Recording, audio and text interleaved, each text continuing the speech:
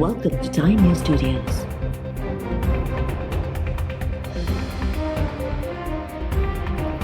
You are watching 6 p.m. Bulletin. वफाकी सरकार सनाउल्ला अब्बासी के FIA जो सरबराह बणाइण जो फ़ैसिलो करे वरितो। ज़रियनि मूजिब IGKP के सनाउल्ला अब्बासी के बदली करे केस DG FIA मुक़ररु करण जी मंज़ूरी ॾिनी वई। DG FIA वाजिद ज़िया खे DG नेशनल पुलिस ब्यूरो मुक़ररु करण जी मंज़ूरी ॾिनी वई। मुआज़म जहां के IGKP के ऐं सुल्तान दीन महसूद के IGFC बणाइण जो फ़ैसिलो।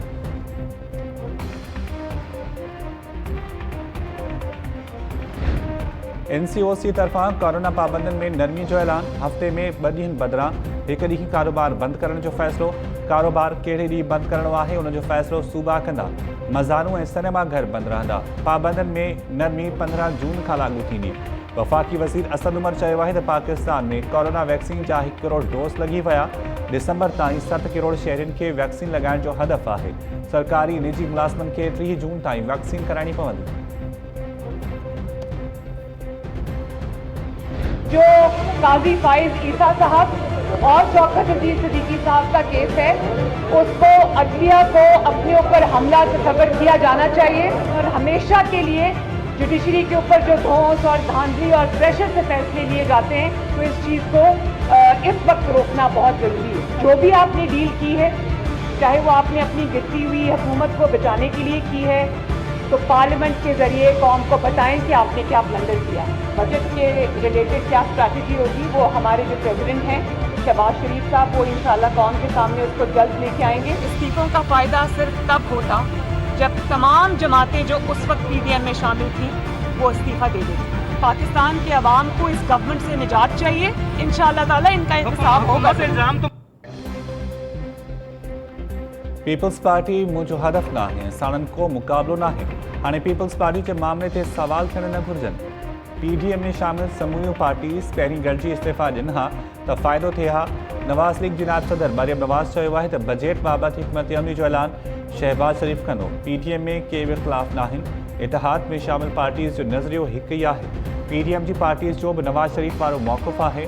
मुल्क में इदारनि खे सियासी इंतकाम लाइ इस्तेमालु कयो वञे थो। बशीर मेमण जो बयान शाहिदी तौर मौजूदु आहे। इस्लामाबाद हाई कोर्ट ॿाहिरां मीडिया सां ॻाल्हाईंदे मरियम नवाज़ चयो त अमरीका खे अॾो ॾियण वारो मामिलो इंतिहाई संजीदा आहे। हुकूमत मामिलो पार्लियामेंट में आणे ऐं पंहिंजे ब्लंडर बाबति अवाम खे आगाह करे। जस्टिस काज़ी फैज़ ईसा ऐं शौकत सिद्दीकी ख़िलाफ़ केसिस खे अदलिया ते हमिलो सम्झणु घुरिजे। अदलिया खां दबाउ ऐं धमकियुनि ज़रिए फ़ैसिला कराइण वारो रुझान हाणे ख़तमु कयो वञे।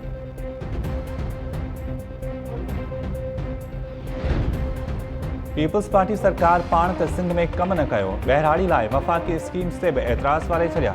सिंध जे वॾे वज़ीर खे तकलीफ़ थी आहे त वफ़ाक़ पुठिते पियल इलाइक़नि लाइ स्कीम्स छो ॾिनियूं। छा सिंध जा पुठिते पियल इलाइक़ा पाकिस्तान जो हिसो न आहिनि? वफ़ाक़ी वज़ीर डॉक्टर फ़हमीदा मिर्ज़ा ऐं मोहम्मद मियासूमरो जो वॾे वज़ीर जी प्रेस कॉन्फ्रेंस ते रद्द अमल। वफ़ाक़ी वज़ीरनि चयो त पीपल्स पार्टी सिंध में 13 सालनि ताईं ताक़तवर हुकुमरानी ऐं बादशाहत कई आहे। मुख़ालिफ़नि खे भित सां लॻाए वियो। मुराद अली शाह ईअं न ॾेखारे त अरिड़हीं तरमीम खां पोइ रियासत अंदरि रियासत क़ाइमु थी वई। सिंध खे 1 साल में 1 खरब मिलियो। ॿुधायो वञे त उहो किथे ख़र्च थियो। सिंध जा हुकुमरान बदीन जे आवाम खे मिलंदड़ पाणी जो हिकु ढुक बि भरीन त केस तां हथु खणी वेंदासीं। सिंध काबीना जे मेंबर जो लाइफ स्टाइल ज़ाहिर करियो त ख़बर पइजी वेंदी। सिंध सरकार चाहे थी त वफ़ाक़ सॼो पैसो उनखे ॾे ऐं एहतिसाब बि न थिए। ॿुधायो वञे त सिंध हुकूमत में केरु ग़रीब आहिनि जेके NFC में पुठिते पियल इलाइक़नि लाइ मख़सूस कयल रक़म बि खाई विया।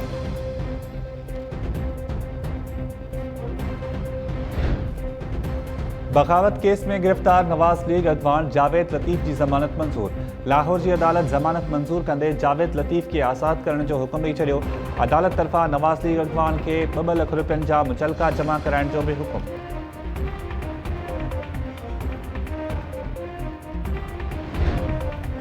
ॾहर की ट्रेन हादसे में फ़ौत थियल वधीक 7 मुसाफ़िरनि जी सुञाणप थी वई। रहीमयार ख़ान इस्पताल में सुञाणप बाद फ़ौतनि जा वारिस मड़ खणाया विया। रेलवे वारे वफ़ाक़ी वज़ीर आज़म सवाती चयो आहे त ट्रेन हादसे में 63 शहरी शहीद ऐं 107 जणा ज़ख़्मी थिया। शहीदनि जे वारसनि खे 15 लख रुपया ऐं ज़ख़्मियुनि खे इलाज लाइ 3 लख रुपया ॾिना वेंदा। हादसे जा 20 ज़ख़्मी मुख़्तलिफ़ इस्पतालनि में दाख़िल आहिनि। हिकु ज़ख़्मी सां अयादत कई। संदन इलाज में का बि कसर न छॾी वेंदी। वफ़ाक़ी वज़ीर जो चवणु हो त ट्रैक जे मुकमल बहाली ताईं हू ग्राउंड ते मौजूदु हो।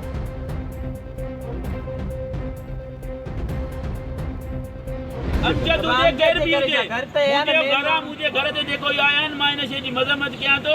जेके बि आया आहिनि मां उन्हनि ते FIR कटाईंदुमि, मां पिटीशनियूं दाख़िल कराईंदुमि, मां छॾींदुमि कंहिंखे बि कोन। बदमाशी कई अथऊं, को मां दहशतगर्द या को मां चोर न आहियां। SHO मरवत ते ऐं इरफान बहादुर SSP ते असां पटिशन दाख़िल कंदा। तव्हांखे किथे रखियो बॾी? मूंखे मलीर कैंट में रखियो अथऊं। तव्हां इन दौरान किथे को तशद्दुद वग़ैरह को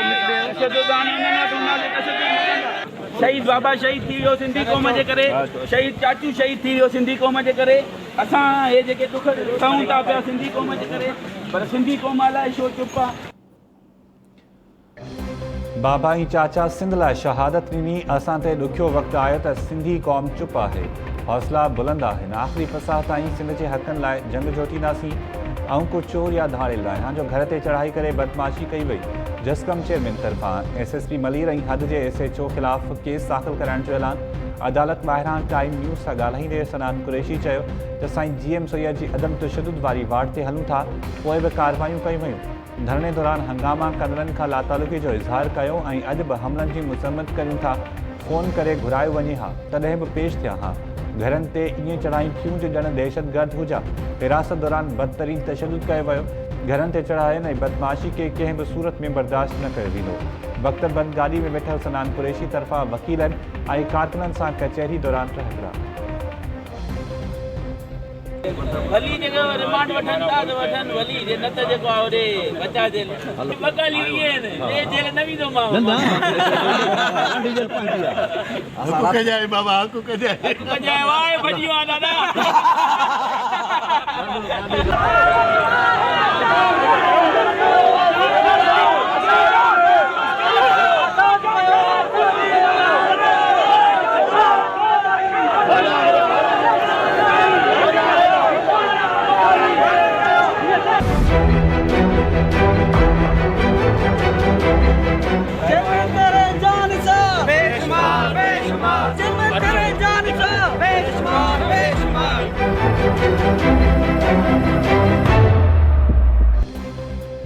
सिंधी वसिननि ते कब्ज़े ख़िलाफ़ बहरिया टाउन अॻियां धरणे बाद गिरफ़्तार थियल जसकम चेयरमैन जिस्मानी रिमांड ते पुलिस हवाले।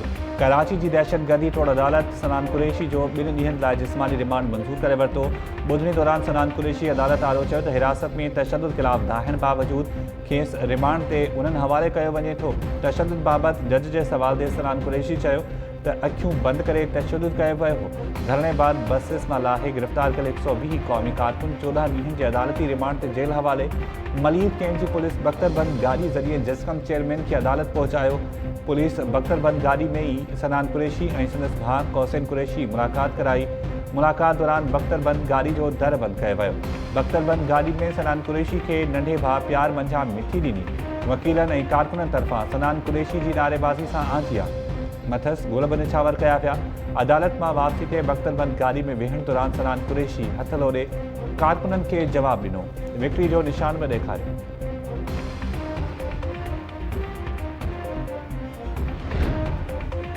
बहरिया टाउन ख़िलाफ़ एहतजाज कंदड़ कॉमप्रस्त क़यादत ख़िलाफ़ गडाब थाणे ते वधीक 6 केस दाख़िल। FIR जो अंग अरिड़हं थी वियो। केसनि में जसकम चेयरमैन सनान कुरैशी, STP सरबराह डॉक्टर जादिद मक्सी, SUP सरबराह जलाल महमूद शाह, ख़ालिद जुड़ेजो समेत 500 ॼणा नामज़द। सिंध हाई कोर्ट GS महाज जे चेयरमैन रियाज़ चांडियो ऐं लेखक गुलहसन कलमती जे 7 ॾींहनि लाइ हिफ़ाज़ती ज़मानत मंज़ूर करे वरिती। पुलिस ऐं रेंजर्स जो धरती धड़नि ख़िलाफ़ क्रैकडाउन। मलीर जी गुलशन हदीद में जसकम चेयरमैन सनान कुरैशी ऐं शहीद बशीर कुरैशी जे घर ते हिकु भेरो ॿीहर चढ़ाई। 30 खां वधीक अॻवान ऐं कारकुन गिरफ़्तार। शहीद बशीर कुरैशी जे पुट कौसैन कुरैशी चयो त अहलकारनि घर में संदसि नंढे भाउ सूदो ॿिनि भातियुनि खे तशद्दुद जो बि निशानो बणायो। हैदराबाद, टंडोजाम, मीरपुर ख़ास, सजावल, ठठो ऐं ॿियनि शहरनि में बि कॉमप्रस्त कारकुननि ख़िलाफ़ कार्रवायूं। जसकम, STP, SUP ऐं ॿियनि कॉमप्रस्त पार्टीज़ जा केतिराई कारकुन गिरफ़्तार। जसकम जे सीनियर अॻवान डॉक्टर न्याज़ कालाणी चयो त पुलिस ऐं रेंजर्स जे कार्रवाई सां क़ौमी कारकुननि जा हौसला कमज़ोर नथा थी सघनि। JUI अॻवान राशिद महमूद सूमरो तरफ़ां कॉमप्रस्त क़यादत ऐं कारकुननि ख़िलाफ़ केसिस तोड़े गिरफ़्तारियुनि जी मज़म्मत।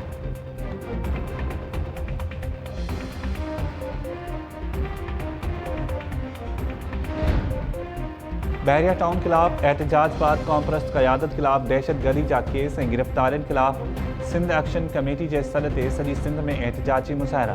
कराची हैदराबाद में प्रेस क्लब साडो सिंध एक्शन कमेटी क़यादत जा मुज़ाहिरा। बहरिया टाउन पुलिस तशद्दुद ऐं गिरफ़्तारियुनि जी मुसम्मत। टंडोजाम, मीरपुर ख़ास, ठठो, सजावल, बदीन, लाडकानो, खैरपुर, मोरो, नौशर फिरोज, सखर, शिकारपुर, कंदकोट, कशमोर, घोटकी, मीरपुर मातेलो एहतजाजी मुज़ाहिरा। नवाबशाह, काज़ी अहमद, कुंडरी, उमरकोट, मिठी ऐं ॿियनि शहरनि में एहतजाजी मुज़ाहिरा कया विया। सनान कुरैशी समेत ॿियनि क़ौमी कारकुननि खे बिना देर आज़ाद करण ऐं कॉमप्रस्त क़यादत खिलाफ दाख़िल केस ख़त्म करण जो मुतालबो।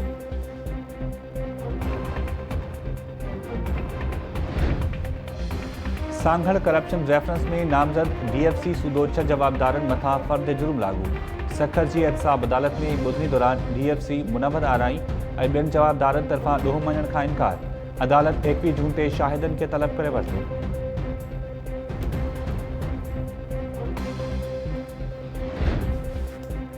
सिंध जो वॾो वज़ीर मुराद अली शाह 3 ॾींहंनि जे निजी दौरे ते अमरीका रवानो थी वियो। तर्जुमान मौजिब मुराद अली शाह आचर जी रात जो वापसि कराची पहुचंदो।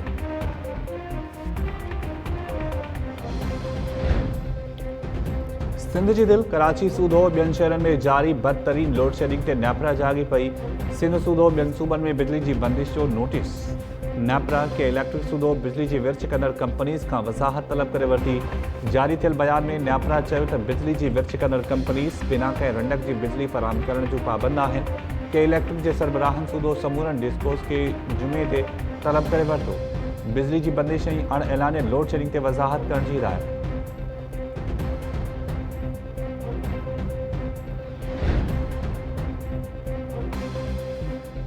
पंजाबी मुल्क में सब खां वधीक ॻाल्हाई वेंदड़ ॿोली करार। शुमारियात खाते मुल्क में ॻाल्हाई वेंदड़ ॿोलियुनि जी फ़हरिस्त में सिंधी खे 3 नंबर ते आणे छॾियो। पश्तो 2 ऐं उर्दू 4 नंबर ते करार। शुमारियात खाते तरफ़ां 2017 में थियल आदमशुमारी जा ॿोली वारा अंग ख़र्चारी। मुल्क जी कुल आबादी जी 37.78% पंजाबी ॿोली ॻाल्हाईंदड़ शहरी करार। शुमारियात खाते दावा कई आहे त मुल्क में 14.57% माण्हू सिंधी ॿोली ॻाल्हाइनि था। अंग अखरनि में उर्दू ॻाल्हाईंदड़नि जो तादादु 12.19, पश्तो ॻाल्हाईंदड़ 18.24 ऐं बलोची ॻाल्हाईंदड़नि जो अंग 3.02% करार। शुमारियात खाते जो चवणु आहे त सिंध सूबे जी कुल आबादी मां 16.60% सिंधी ॻाल्हाई वञे थी। मुल्क में सिराइकी ॻाल्हाईंदड़नि जो अंग 12.19%, हिंदको 2.44% ऐं ब्राहवी 1.24% ॻाल्हाई वेंदड़ ॿोली करार।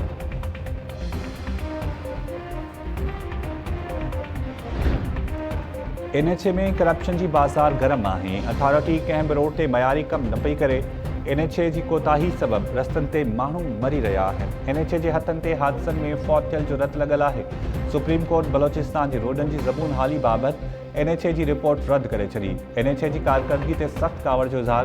Chief justice Gulzar Ahmed remarks ॾींदे चयो त NHA करप्ट इदारो बणिजी चुको आहे। हाईवेज़ जी लीज़ ज़मीन ते पेट्रोल पंप्स, होटल ऐं दुकान ठही पिया। हाईवेज़ जी भरपासे वण बि न पोखिया विया। NHA खे एतिरो पैसो मिले थो ख़बर नाहे कंहिंजे खीसे में वञे थो। अदालत ॿुधणी अणॼातल मुदे ताईं मुलतवी करे छॾी।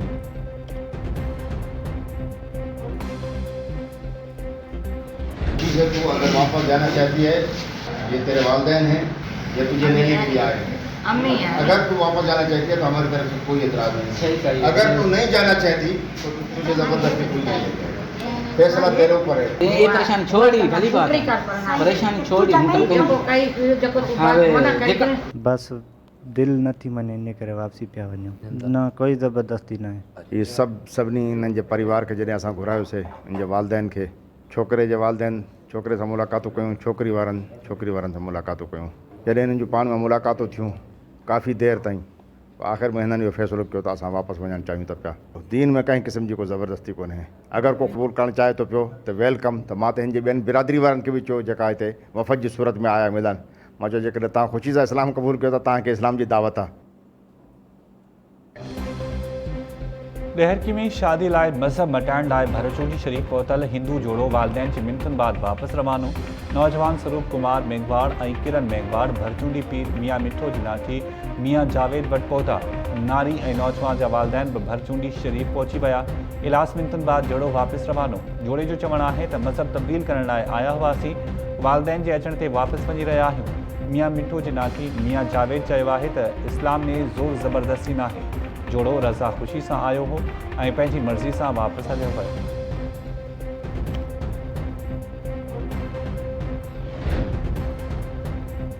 कैनेडा में दहशतगर्द हथां क़त्ल थियल पाकिस्तानी कुटुंब वारे वाक़े ख़िलाफ़ ओंटारियो में हज़ारे माण्हुनि जो ताज़ियती इज्तिमा। मस्जिद ॿाहिरां ताज़ियती तक़रीब में वज़ीर आज़म जस्टिन ट्रूडो जी बि शिरकत। कैनेडियन वज़ीर आज़म चयो आहे त इस्लामोफोबिया ऐं नस्ली तआसुब हिकु हक़ीक़त आहे। इंतिहा पसंदनि खे पाण ख़त्म कंदासीं। खाबी धुर जे इंतिहा पसंद ग्रुपनि खे दहशतगर्द जी फ़हरिस्त में शामिल कयो पियो हो। मुस्लिम कम्यूनिटी अकेली नाहे, कैनेडा जो अवाम साणनि गॾु आहे।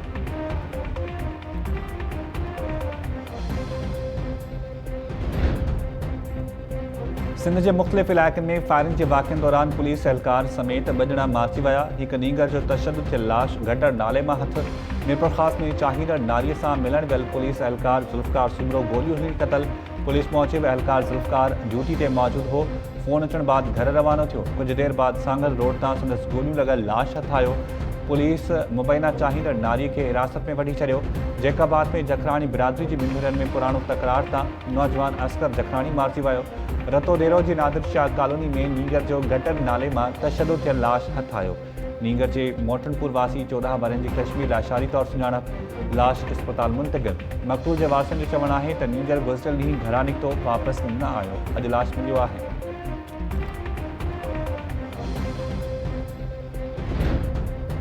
कराची में मुख़्तलिफ़ खातनि जे मुलाज़िमनि जो प्रेस क्लब वारो एहतजाज। CM हाउस ऐं सिंध असेंबली ॾांहुं मार्च जी कोशिश। पुलिस मुज़ाहिरीन खे रोके वरितो। मुज़ाहिरीन ऐं पुलिस में छिकताण। चीफ सेक्रेटरी मुज़ाहिरीन जे वक़्त खे ॻाल्हियुनि लाइ घुराए वरितो। मुख़्तलिफ़ खातनि जे मुलाज़िमनि तरफ़ां पघारुनि में 25% वाध ऐं ग्रुप इंश्योरेंस जी रक़म रिटायरमेंट वक़्तु ॾियण जो मुतालबो।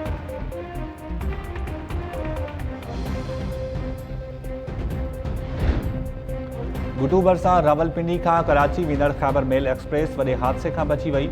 रेलवे अख़्तियारनि मूजिबि गुडू रेलवे स्टेशन वटि खैबर मेल जा बपीता पटड़ी ते लही विया। ख़ुशकिस्मती सां को बि जानी नुक़सान न थियो। रेलवे अख़्तियारनि हैदराबाद ऐं कोटली वटि रेलगाॾियुनि खे रोके छॾियो।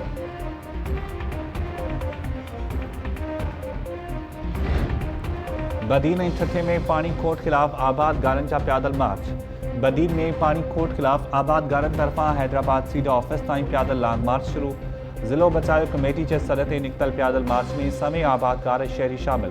बुहारा खणी पाणी खोट ख़िलाफ़ निकितल आबादगार इतिहाद जो लॉन्ग मार्च मीरपुर साकरो पहुची वियो। मार्च में समें माण्हू शरीक। आबादगारनि जो चवणु आहे त मीरपुर साकरो में पाणी खोट सबबि ज़मीनूं बंजर थी वियूं आहिनि। ढोर उञ मरी रहिया आहिनि। पाणी खोट ख़िलाफ़ एहतजाज करण ते केस दाख़िल करण जूं धमकियूं मिली रहियूं आहिनि। खैरपुर में पीपल्स पार्टी पाणी खोट ऐं ॿियनि मसइलनि जे हल लाइ वफ़ाक़ ख़िलाफ़ रैली कढी।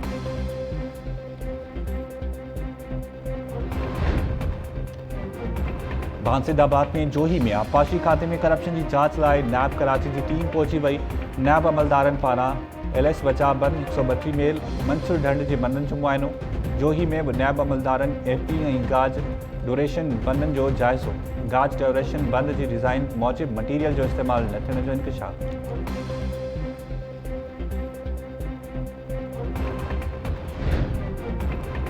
खैरपुर के इलाके टंडो मस्ती वेझो मुड़ुस मुबैना तौर ज़ाल के मौत की निंड सुम्हारे छॾियो। ॻोठ ड्रिब रोज़ी में जवाबदार सादुल्ला चांजो पंहिंजी घरवारी बशीरा के क़त्ल करण बाद फरार। नारी जो लाश अस्पताल मुंतकिल। इलाके में ॾहका पखिड़िजी वियो।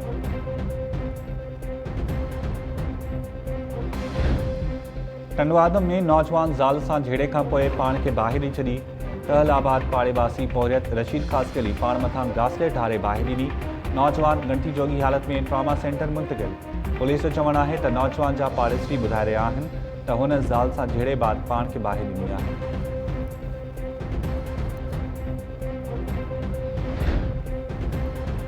जेकबाबाद की अदालत क़त्ल केस जो जवाबदार फरार कराइण जो ॾोहो साबित थियण ते सब इंस्पेक्टर समेत 3 अहलकारनि खे 15 महीना कैद जी सज़ा ॿुधायलनि में सब इंस्पेक्टर फिदा हुसैन लांघा, आशिक मलघानी, इमरान मलघानी शामिल। अदालती हुकुम बाद पुलिस सब इंस्पेक्टर समेत 3 अहलकारनि खे गिरफ़्तार करे वरितो।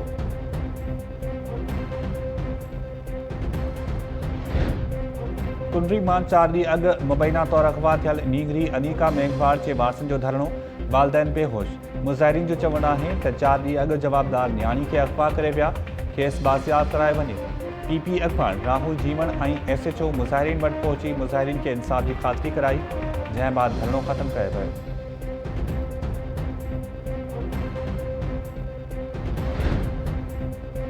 वाही पांदी में बाअसर जी ॾाढ मुर्सी कबूतर चुराइण जे इल्ज़ाम में नींगर मथां ॿ लख रुपया ॾंड लॻाए छॾियो।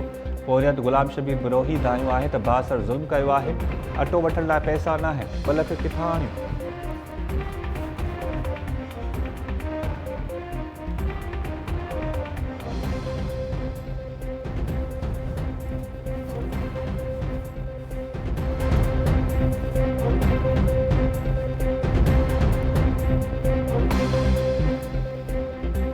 अस्सलाम वालेकुम नाज़रीन, टाइम न्यूज़ सां गॾु मां आहियां शाहिद सियाद। हेडलाइन्स सां वञे इते वधूं था।